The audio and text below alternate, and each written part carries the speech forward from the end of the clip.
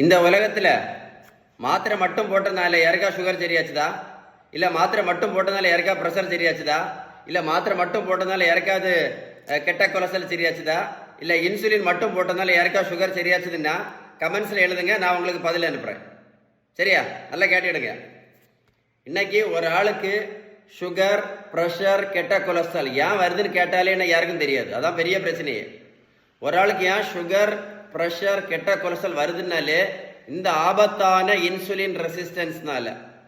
இந்த insulin resistance எவ்வளவு ஆபத்து அப்படின்னா நம்ம இரத்த குழாய்க்கு உள் பக்கத்துல பிளாக், அடைப்பு, அத்தீரோஸ்க்ளீரோசிஸ் அப்படின்னு சொல்லுவாங்க. வந்துதான் இன்னைக்கு நிறைய பேருக்கு ஹார்ட் அட்டாக் வந்து இறந்து போறத நீங்களே பார்த்துருப்பீங்கன்னு நினைக்கிறேன். அவ்வளவு ஆபத்தான இந்த இன்சுலின் ரெசிஸ்டன்ஸை சரி பண்ணணும்னா ஒரே ஒரு வழிதான் இருக்கு. அதுக்கு பேர் தான் பேலன்ஸ்டு டயட். நீங்க பேலன்ஸ்டு டயட் கரெக்டா எடுக்கல அப்படின்னா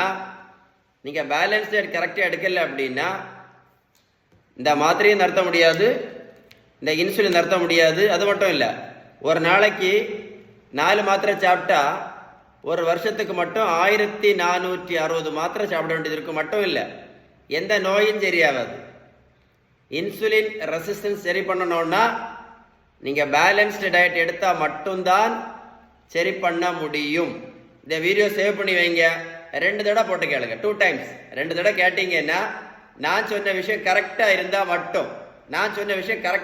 மட்டும் ஒரு லைக் பண்ணுங்க, மறக்காம லைக் பண்ணுங்க. லைக் பண்ணி உங்க ஃப்ரெண்ட்ஸுக்கு ஷேர் பண்ணி கொடுங்க.